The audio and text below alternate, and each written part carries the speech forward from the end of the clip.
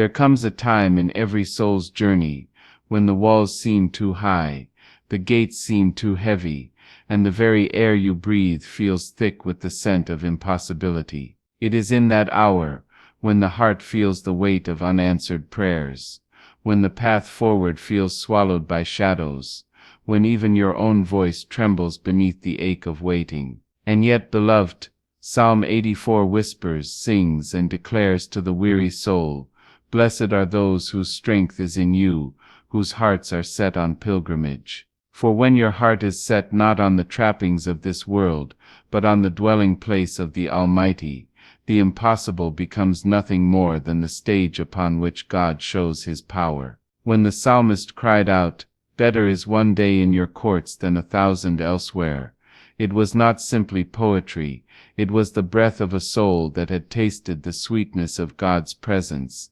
and understood that the door to His dwelling opens into every other door you will ever need. You see, the God of Psalm 84 does not open doors because they are easy. He opens them because He is faithful, and His faithfulness is the key that no man can duplicate, and no demon can destroy. There is a beauty, a fierce, unyielding beauty, in the way God works. You can push on the walls of your circumstances until your hands bleed.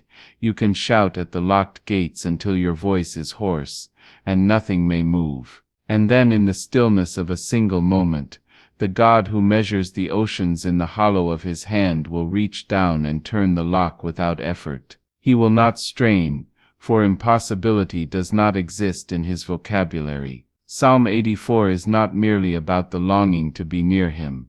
It is about the transformation that takes place when your longing shifts the axis of your life toward His presence. When your soul hungers more for His courts than for the applause of man, when your heart aches more for His shadow than for the light of worldly success, you begin to find that every no becomes a preparation for the yes that is dripping with His glory. And when He opens the door, oh my beloved, it will swing so wide that you will weep at the sight of it. The sparrow finds a home, the swallow a nest for herself, so says Psalm 84. Do you know what that means? It means even the smallest, most overlooked creatures are given a place near His altar. And if the sparrow can find a home, you can trust that your place has already been carved out in the architecture of heaven's design. Your address in God's kingdom is not written in pencil, it is etched into eternity. There is no power in hell,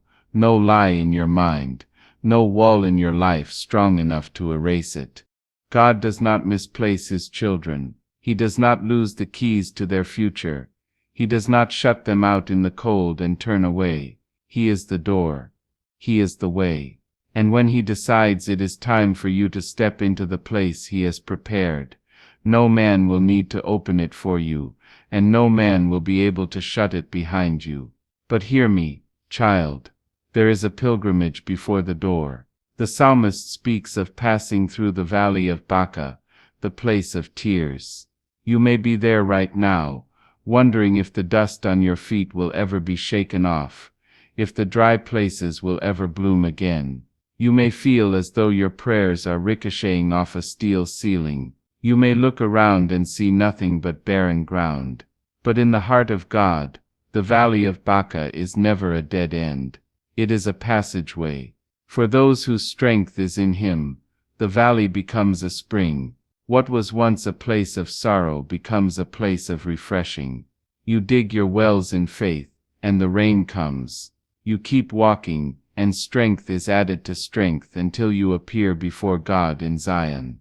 This is the holy paradox of our journey. The valley is where the springs begin to flow. The tears you sow in the dry ground become the river that carries you to the door that could not be opened by human hands. When God opens a door, He does not simply give you access, He gives you inheritance. He opens it not because you have earned it, but because He has already written your name on the promise. And when you step through, you will find that every delay, every detour, every night spent in the shadow of uncertainty, was weaving a strength in you that could not be born in the comfort of open gates. You see, God will sometimes let the door remain closed not because He cannot open it, but because He is still building the person who will walk through it. He is strengthening your shoulders to carry the blessing, sharpening your vision to see beyond the threshold, humbling your heart, so that the open door does not make you forget the one who opened it.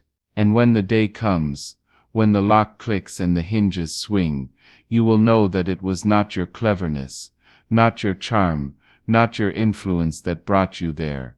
It was the God of Psalm 84, the one who withholds no good thing from those whose walk is blameless. There will be people who tell you the door is not for you. There will be voices, some loud and some whispering in the secret corners of your mind, that say you will never walk into the promise. But remember, the psalmist did not place his trust in the gatekeepers of men. He placed it in the keeper of heaven's courts. Man can only open doors built by man, but the door God opens was built before the foundation of the world. It is a door carved out of grace, framed in mercy, and sealed with His covenant. The key to it is not hanging in anyone else's pocket. It rests in the hands of the Almighty alone. And when He turns it for you, the sound will silence every doubt, every fear, every lie. The very ones who said it could not be done will have to stand back and watch you walk into the room God prepared for you while they were busy counting you out. Blessed are those who dwell in His house, says Psalm 84. Blessed. Not merely lucky, not momentarily happy, blessed with a joy that is anchored deep beneath the storms. Blessed with a peace that does not tremble when the ground shakes. Blessed with the confidence that every closed door was either for your protection or for your preparation. And when you have tasted that kind of blessing, you will stop panicking when the hallway seems long and the locks seem many. You will know that the Lord God is a sun and shield. The Lord bestows favor and honor. He does not withhold good from those who walk uprightly. This is the promise. This is the anchor. This is the truth that carries you when your knees are weak and your eyes are tired from straining toward the horizon. And so I tell you, walk on even when the road curves and you cannot see the gate. Walk on even when the valley echoes with your own sighs. Walk on with the song of Psalm 84 in your mouth, with the certainty that the God who planted the longing in your heart is the same God who will bring you into His courts with thanksgiving. For every impossible door is nothing but an opportunity for Him to prove once more that He is who He says He is. He is the opener of ways, the lifter of heads, the builder of homes for sparrows and kingdoms for His children. And when you stand on the other side, when your feet touch the promise, you will look back at the valley, at the tears, at the long nights, and you will know they were not wasted. They were the path. They were the pilgrimage. They were the proof that God can take the impossible and make it the inevitable. And when you step through that open door, do not forget to lift your hands in the same courts you longed for, to sing the same song that carried you through, to remember the same God who brought you there. For the journey is not just about reaching the door, it is about learning in every step that He is both the destination and the way. And when your heart beats with that truth, there will be no door too heavy, no wall too thick, no impossibility too great. For the God of Psalm 84 walks with you, and where He walks every gate must open. And yet, beloved, there is something you must understand about the heart of God when it comes to these impossible doors.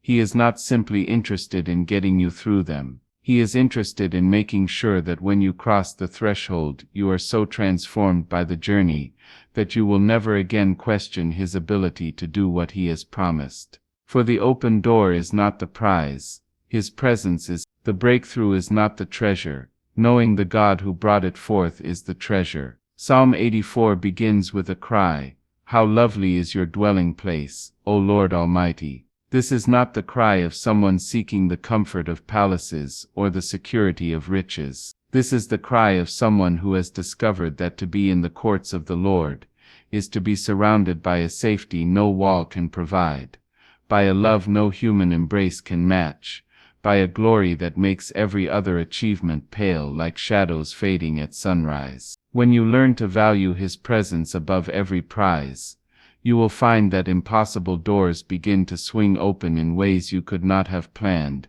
in timings you could not have predicted, with blessings you could not have imagined. You may have been told that your life has already been decided by your upbringing, your education, your failures, your history. But I tell you now in the spirit of the psalmist, your life is decided by the God who is your sun and your shield. When the world calls you unworthy, He calls you beloved. When the world says you have missed your moment, He says He makes all things new. And when the world tries to shut the gates in your face, He says, lift up your heads, O you gates, be lifted up, you ancient doors, that the King of glory may come in. For where the King of glory walks, every lock is undone. You may have been pounding on a door that would not move for years, thinking perhaps God had forgotten you. But in His courts time is not your enemy, delay is not denial, and while you have been knocking, He has been preparing, not the door, but you. He has been chiseling away fear from your heart,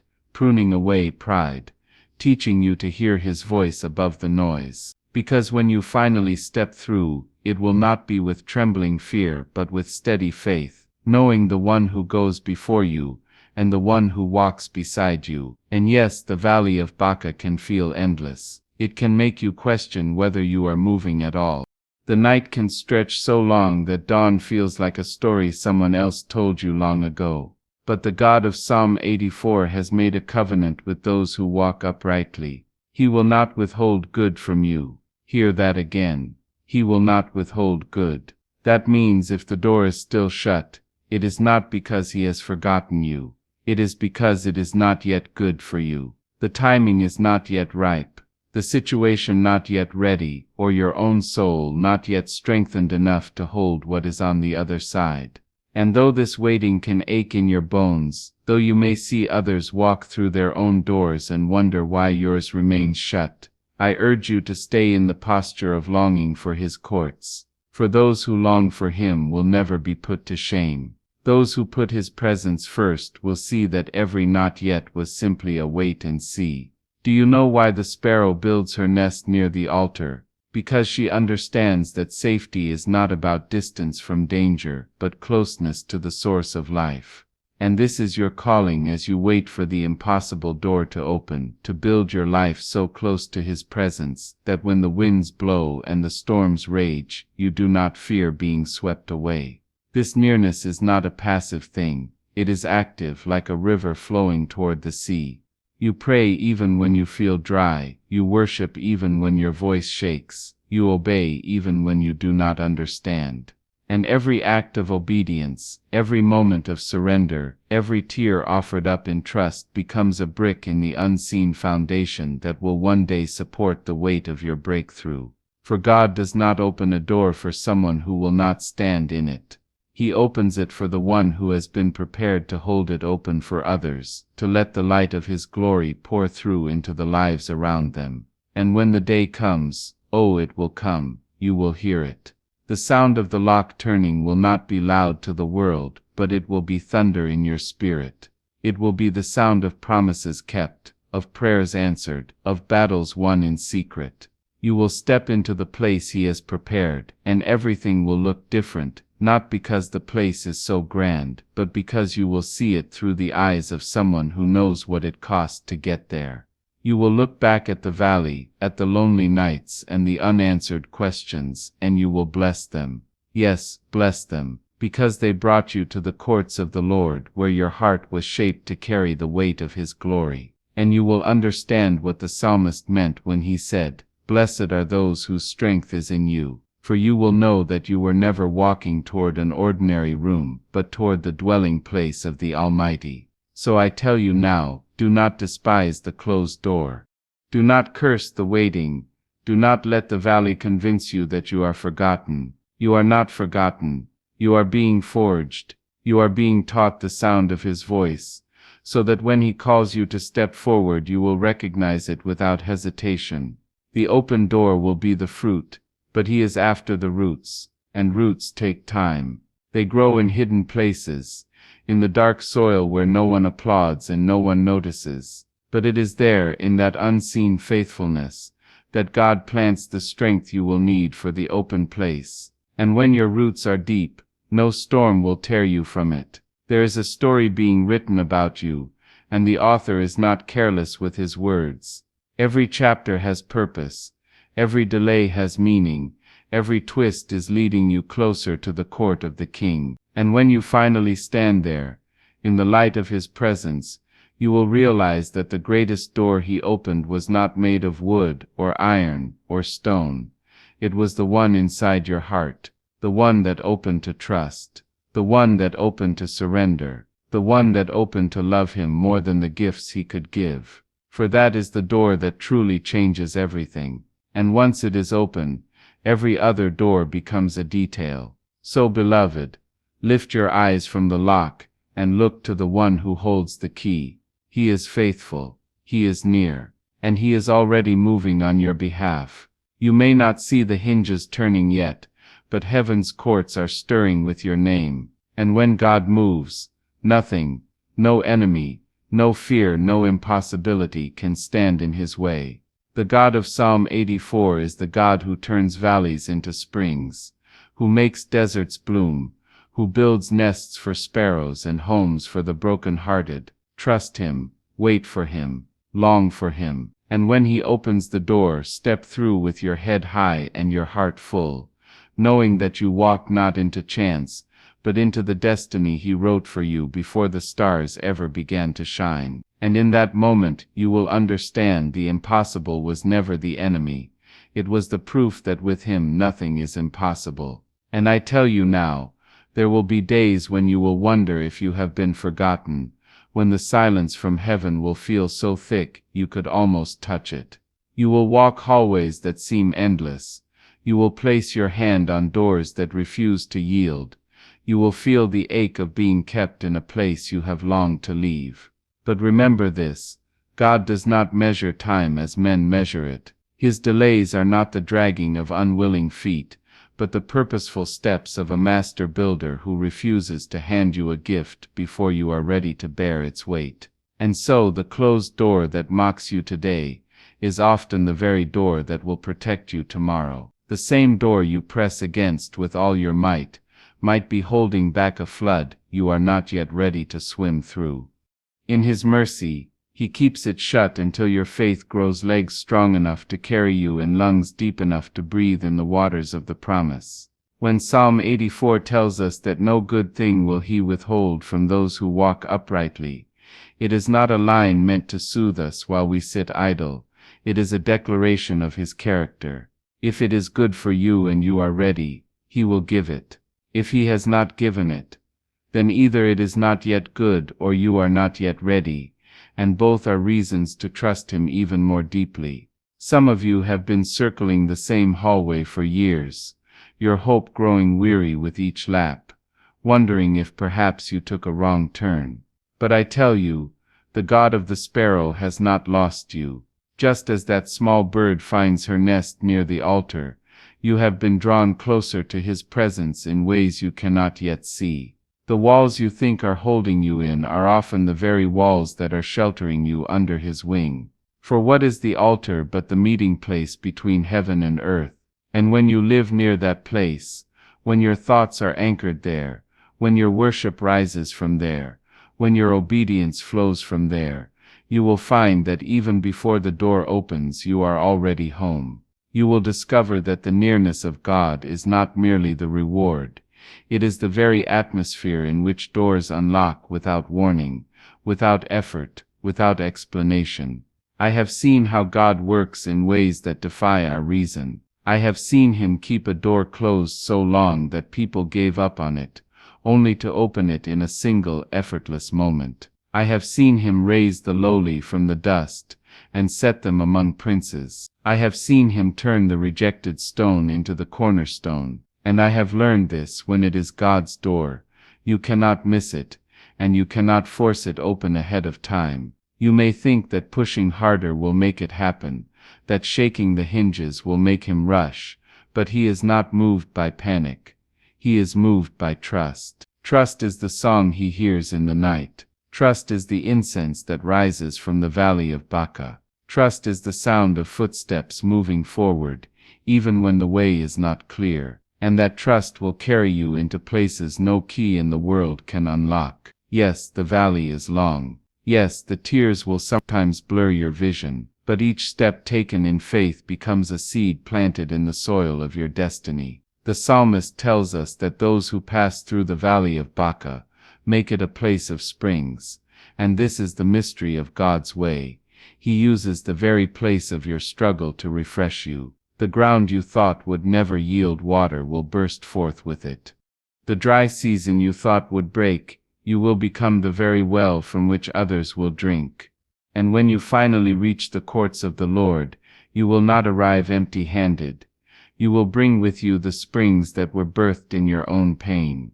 You will carry the testimony of a God who does not waste sorrow, who does not forget the weary, who does not abandon his pilgrim children. When the door does open, it will not creak halfway as if it were unsure. It will swing wide, and you will see that what waited behind it was not just a blessing, but a calling. You will see that God was not merely interested in getting you to a better place. He was interested in making you into a better person. You will realize that the posture you learned in waiting, the bowing low in worship, the lifting high in praise, the steady steps of faith, was not wasted motion. It was the very movement that shaped you for the other side. And on that other side, you will need those same movements to hold the ground He gives you. For the open door is not the end of the journey.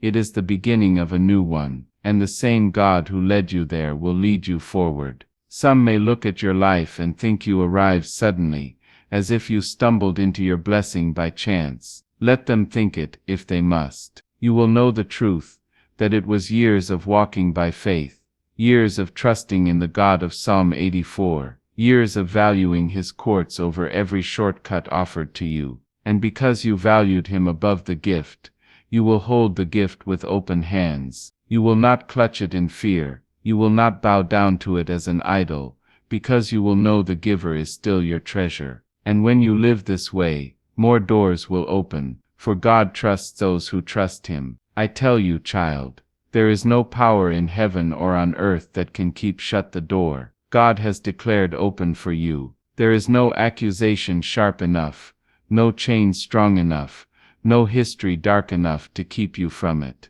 And when the world sees you walk through, they will marvel, but your heart will know, it was not the size of the door that mattered.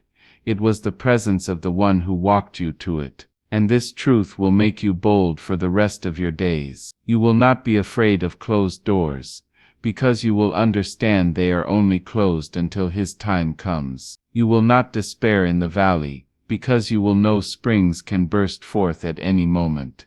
You will not measure your worth by man's acceptance, because you have been accepted into the courts of the Almighty. So walk on, even now, walk with your head lifted toward the one who is your sun and shield.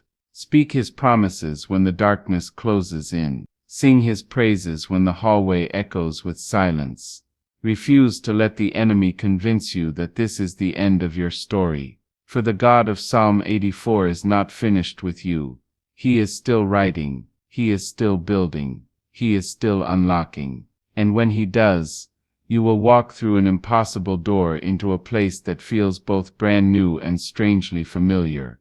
Because it will feel like home, the home you have been longing for all along, the home that is found in His presence, the home that no one can take from you. And in that place, you will finally understand that every step of the journey, every valley, every tear, every weight, was worth it for one day in His courts. Just one day, and that day will never end, for you will dwell with Him forever. And I want you to hear me now, because there is something holy about this season you are in, something sacred about the in-between where your feet are planted, and your eyes are fixed on the horizon. You may think it is wasted time, but the God of Psalm 84 wastes nothing. Every heartbeat in the hallway between where you are and where you are going is filled with purpose. Every moment you stand before a locked door, every sigh that escapes you in the silence, every prayer whispered into the still air is collected by the one who numbers the hairs on your head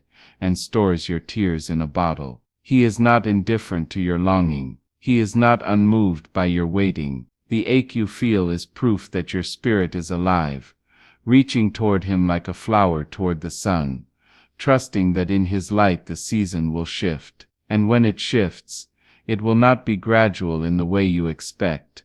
It will be like the breaking of dawn after the longest night. Suddenly the shadows will scatter, the lock will give way, and you will step into a place you knew existed, but could never have imagined so clearly. Do not underestimate what God is shaping in you while you wait. The valleys and the thresholds are his workshops, and in them he does his most careful, most tender work. He sands down the rough edges of your impatience. He strengthens the weak muscles of your faith. He teaches you to see with eyes that look beyond the visible, to hear his voice above the static of fear and doubt. You are not being punished by this delay.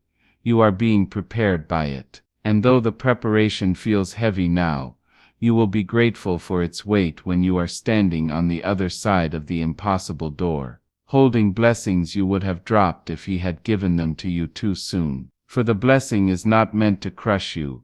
It is meant to be carried with strength and used for the good of others. And so he waits until you are able not only to receive it but to steward it. You may think God is slow, but beloved, he is not slow. He is exact. His timing is not a guessing game. It is a symphony, and every note plays in perfect order. He sees the connections you cannot see. The alignments you do not know are necessary. The unseen enemies he must defeat before you step into the next place. If he opened the door today, you might walk into a battlefield you are not yet armed to win. But if you trust him to finish his work in you, then when the moment comes you will step into victory without hesitation. This is why Psalm 84 calls him a sun and a shield. The sun to light your path and warm your spirit. The shield to protect you from what you do not yet see. You need both, the light to keep moving and the covering to keep you safe until the day breaks. There will be moments when you will question whether the door you long for even exists. And in those moments you must speak back to your own soul. You must remind yourself of what God has already done. Remember the times when you thought you would not survive, and yet you are here. Remember the prayers you thought went unheard, only to see their answers bloom in unexpected seasons. Remember the valleys that felt endless but led to springs that refreshed you beyond what you thought possible. These memories are not just nostalgia. They are stones of remembrance, proof that the same God who carried you then will carry you now. And if he has carried you this far, do you really believe he would abandon you on the threshold? Sometimes the most powerful thing you can do is simply keep walking. You may not see the door yet, but keep walking. You may feel the sting of other people's progress while you remain in place, but keep walking. You may hear voices telling you to give up, but keep walking. The pilgrimage of Psalm 84 is not for the faint of heart, but it is for the faithful of heart. It is for those who understand that better is one day in his courts than 1,000 elsewhere. That truth alone is enough to carry you through. For even if every other door remains shut, if you are in his presence, you are already standing in the most valuable place you could ever be. The beauty of God's way is that the door you think you are waiting for is rarely the whole story. You believe it will lead to one thing, but he knows it will open into a wide space filled with more than you dared to ask for. That is the nature of his generosity. He does not open doors to meet your minimum need. He opens them to pour out the fullness of his goodness. And his goodness is not always comfortable. It will stretch you, challenge you, call you higher. But it will also satisfy you in ways nothing else can. The God who gives sparrows a home and swallows a nest will give you not just shelter but purpose, not just provision but vision. And when you walk into that place, you will see that the waiting was not a barren pause. It was the rich soil where hope grew, roots deep enough to keep you grounded in the abundance. Do not fear being overlooked. The God who sees the sparrow fall to the ground without forgetting, has seen every step you have taken. He has heard every groan, every whispered plea, every wordless ache. And while others may forget, he does not. Your name is written on the palm of his hand. Your prayers are etched into his heart. And when the time is right, he will open the door so decisively, so undeniably, that even those who doubted you will have to admit it was God. And when that day comes, you will walk through